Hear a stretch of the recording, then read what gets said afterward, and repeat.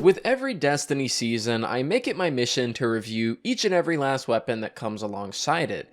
After all that is done, I compile a list of only the best of the best options, so people like yourself get the best information all in one video. And that's what today is all about. Ladies and gentlemen, today we're going to be taking a look at the top must-have Season of Plunder weapons for PvE in Destiny 2. I'll be going over these in no particular order, discussing how you can get your hands on them and what god rolls to look out for and why. There are around 30 total give or take weapons that drop this season, so I hope that this video can break down only the ones that you need in the most digestible fashion possible.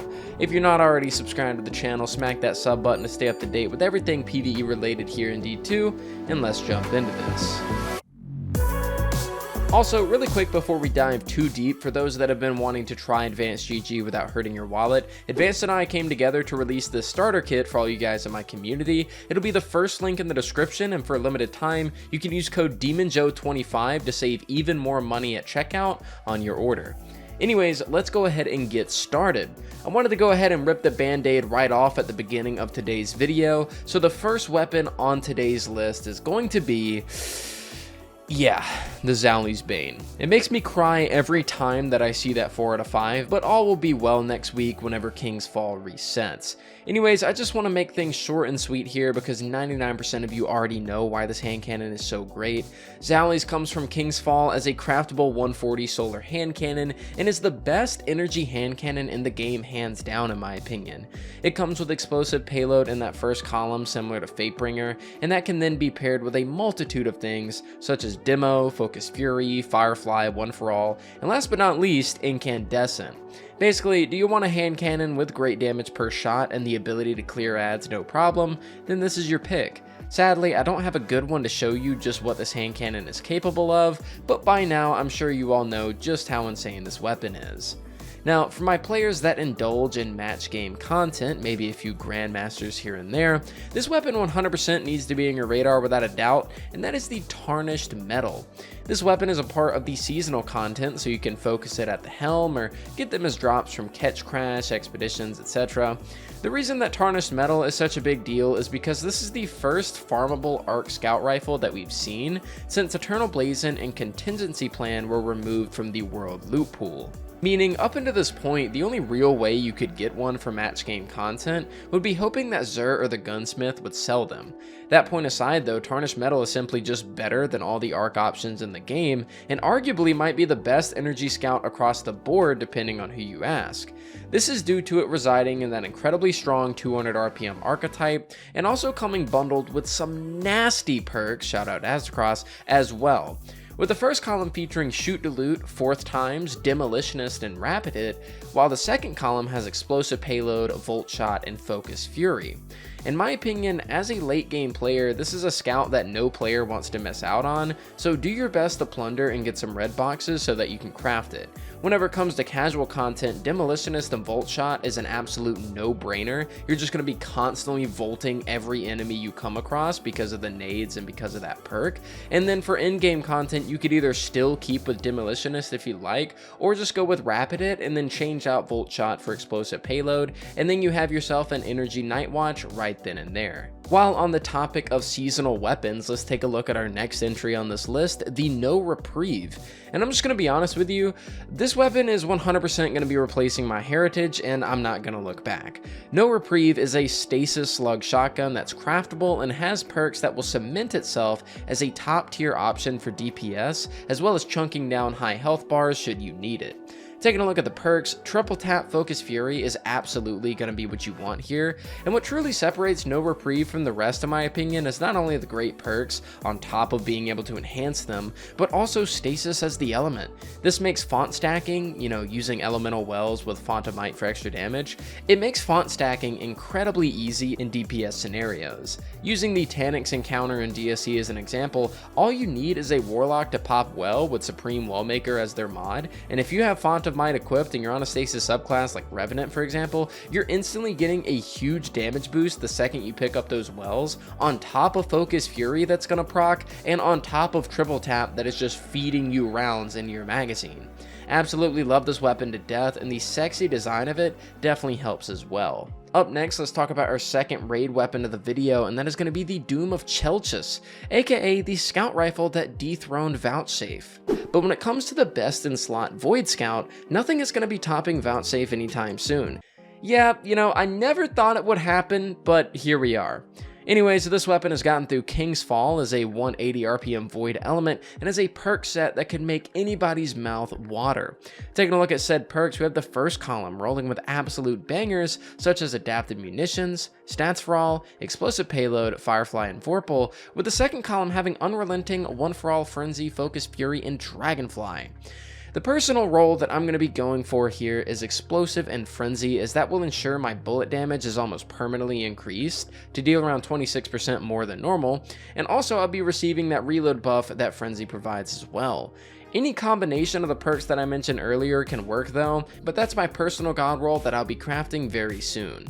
Moving on, let's go ahead and get back to one of the staple seasonal weapons here in Plunder, and that is the Brigand's Law. This is by far one of the best sidearms we have ever seen in Destiny 2, and it's not even close. What's even better is the role that you see here on screen can actually be gotten through the Season Pass, making it obtainable by just about anybody in the community right off the rip.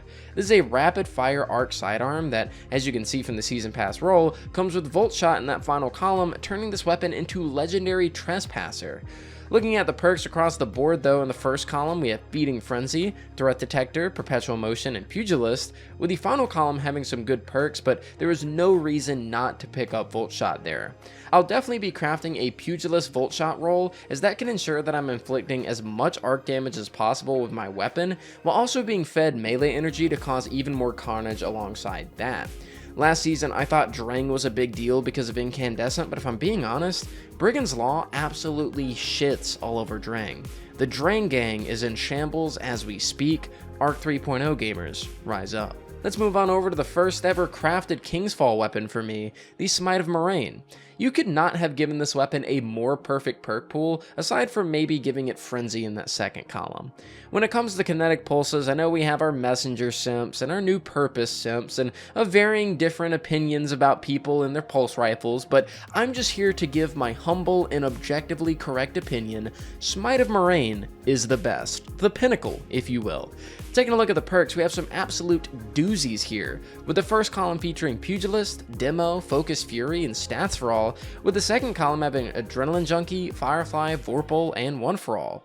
Lots of stuff to dissect here, so I'm just going to name off a few god rolls and why you'd want them. First up, we have Focus Fury and 𝗿𝗄𝗡. This is probably the best perk roll for Grandmaster content. You're going to be dealing with a lot of beefy targets, making Focus Fury very easy to proc, and on those beefy targets, if they happen to be a champion or a boss, then you're also going to be proccing 𝗿𝗄𝗡 for that extra 20% damage on top of Fury.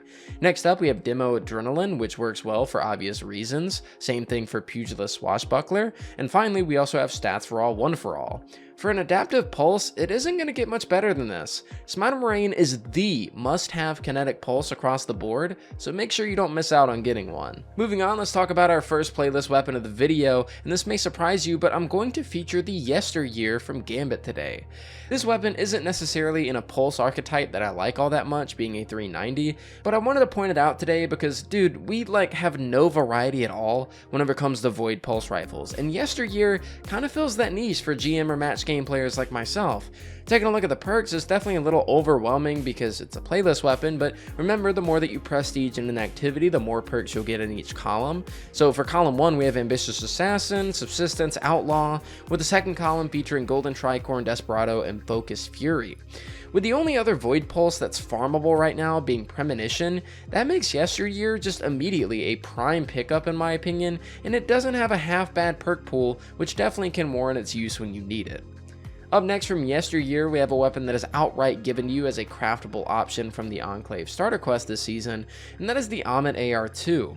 What you see before you is the best precision frame auto rifle that Destiny has ever seen, and it goes above and beyond what you could hope for a primary in this game.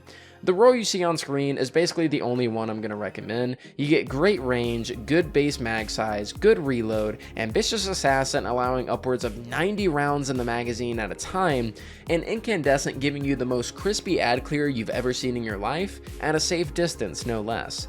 When running the AMMIT, I like to use a Font of Might and Solar Elemental Well build, while rocking either Dawn Chorus on Warlock or Burning Steps on Titan to give myself even more damage and burn when using this thing. AMMIT is definitely a top 10 primary across the board for me right now, and given how Bungie just hands you the pattern progress in order to craft one, I recommend every last PvE main watching today that really likes Solar 3.0 to get their hands on this weapon. AMMIT is a one-of-a-kind auto rifle and is by far one of the best in the game. While on the topic of weapons that Bungie basically just hands you, of course we have to talk about the Taipan 4FR. While doing the same Enclave quest that gives you the AMMIT, you'll also receive all the red borders you need in order to craft this linear, and you guys already know everything you need to know about this linear, I'm sure.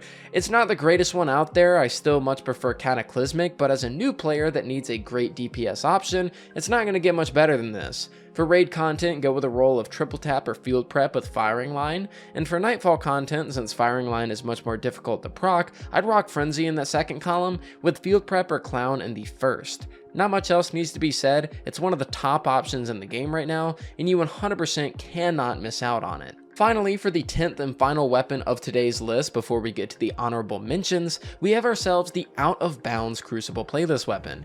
Now, I've already covered this weapon twice, once in a standalone review and another inside my playlist weapons video, so I'm not going to drag on for too long.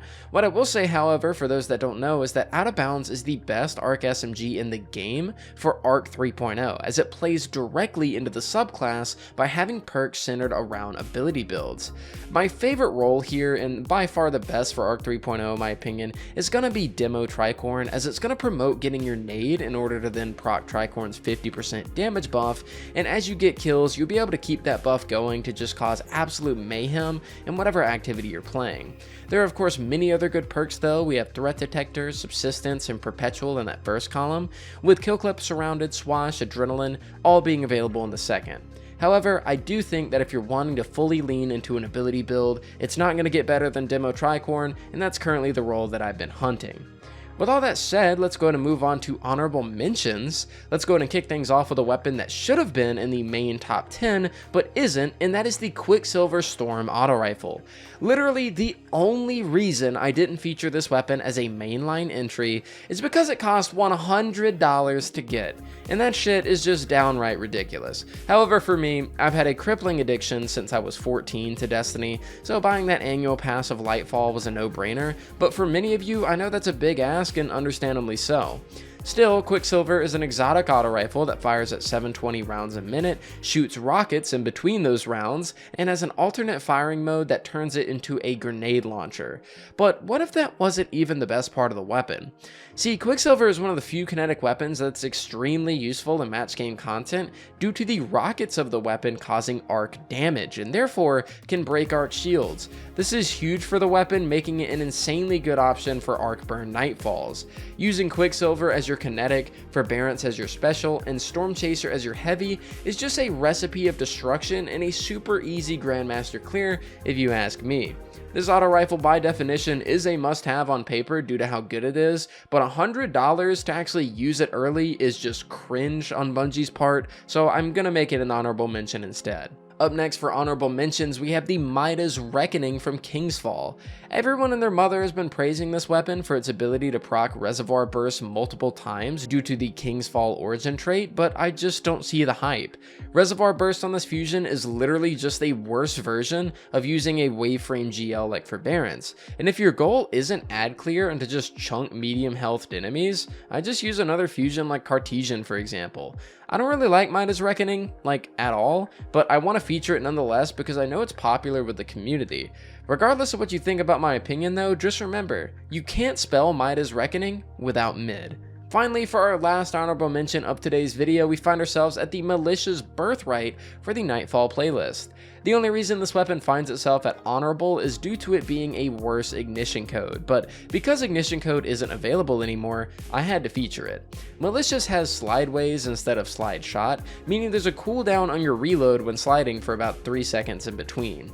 Not as good as ignition, but not a deal breaker either. If you're looking for a solid kinetic GL, then Militia's is your pick, but if you already have a good ignition code, just ignore this one altogether. With all that said, ladies and gentlemen, that's gonna do it for today's video. The season of Plunder top must-have list is finally completed, and I hope you all enjoyed your stay. there were quite a hefty amount of bangers this season, I must say, and this video probably features the best weapon lineup out of any of these videos I've made in the past. Anyways, I hope you guys once again did enjoy the video today, and if you watched up into this point, I just want to give you a personal thank you, as it goes a really long way to supporting me via that YouTube algorithm. As always, I'm going to give a shout out to my Patreon supporters that you can see on screen here, and special thanks to my tier 2s being OnRock, Admist, Vile, John, Homebase Serenity, and a new arrival named Coomer as well as my tier 3s, Austin, 𝘁𝗂'𝗿𝗄, and 𝗔𝗵𝗄. Thank you all so much for watching today, and I'll see you guys next time.